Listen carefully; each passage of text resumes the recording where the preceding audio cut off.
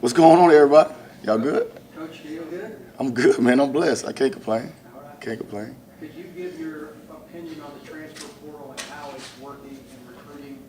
I mean, it's different at every school, but there's been a lot of talk about how the high school kids are kind of getting raw here. What's your opinion on that? The transfer portal, I start with this. The transfer portal, when you're recruiting high school kids and you don't get them, a lot of the times, if you really built that relationship and they go to another place, a lot of the times you'll have a chance to get them coming back the second time around. Now, for the high school kids that are leaving, I could see it's a little something there as far as being overlooked. I could definitely see that. Even for the junior college guys, you can see that as well. So all of this is new to everyone, but I'm sure they're going to come up with some kind of way for the kids. All the kids could kind of get what they deserve. But at the same time, I just think it's different for different staffs as well. So it may be a kid to get overlooked, it may not be a kid get overlooked, but I think right now we're so early in the process, so we're still learning. Greg Knox coached you at Auburn. Yeah. What has your relationship been like since your playing days and you're going up against him now? Yeah, Coach Knox, that's my guy. Great guy. First of all, great guy, great family guy. Great coach. He's been doing it a long time. He's been in the SEC a long time. When he left Auburn, he went to Mississippi State. From Mississippi State, he's been at Florida. So to just be in the SEC that long says a lot about him. A really good teacher, a people's person. I've been knowing Coach Knox almost 20 years now. Just a stand-up guy. So he's a guy that I always root for as well. I can't root for him Thursday, but I'm a big fan of Coach Knox. Have you guys talked this week? And yeah, just saw him last night. We had a social. Saw him last night and hugged his neck. He hugged my neck. Just an awesome person. A guy that's from Texas and he has Texas roots. Obviously, I'm from South Carolina, but we was talking about GJ getting the job and how excited he was for GJ, and I was talking about how excited I was for him and I am for him. But Coach Knox is a stand-up guy. What is your goal in terms of quote unquote containing one Mr. Emory Jones? What's realistic in terms of numbers, or how do you? Oh, I don't know about numbers, but we got to figure out a way to get him on the ground, figure out a way to keep him bottled up. He does a really good job. He's a really good runner. They call runs for him.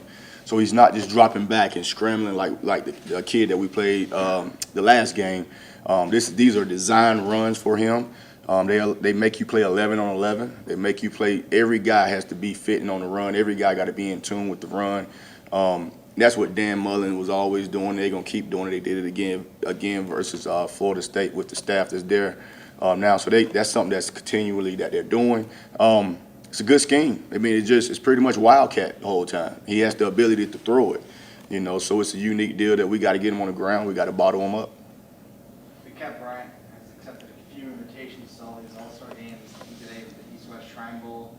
He's playing in this bowl game. How big is it to have him in this game? Oh, it's huge because, he's a guy, for one, I'm super proud of him. He come in, he was a no-ego guy, came to work every day. Didn't miss a practice, even if he was nicked or bruised, didn't miss a practice. Says a lot about him. Coming from Auburn, but he wasn't an ego guy. Came to work every day, had his best season this season, had his best season in one season than he had previous four years. He got everything that he earned. He earned that. I'm a big fan of his, and I know he has a bright future. So I didn't even know about the East-West, so I need to call him and congratulate him on that. I'm so locked in on this bowl game.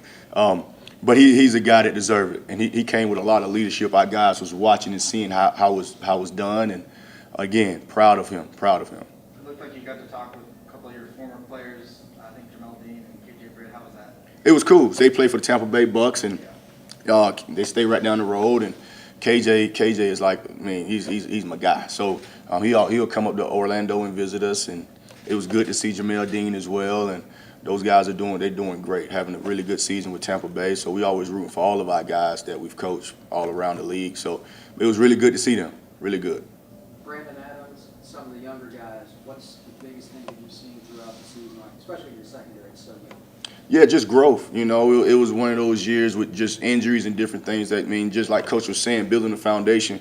But, Brandon, he has poise, man. He's poise and confidence, and, he got ice water in his veins. He's not scared. He's from Atlanta. He's not scared of anything. He's a former quarterback. I think he said he played defensive end in Pop Warner. So, everything about that kid. He has a bright future. He's got to continue to listen to Coach Addy and Coach Gibbs, and he's going to get better and better. But proud of his progress. Signing day was last week. How exciting was? I know you're focused on the bowl, but just take me back to last week. How exciting was it to sign the Henderson twins?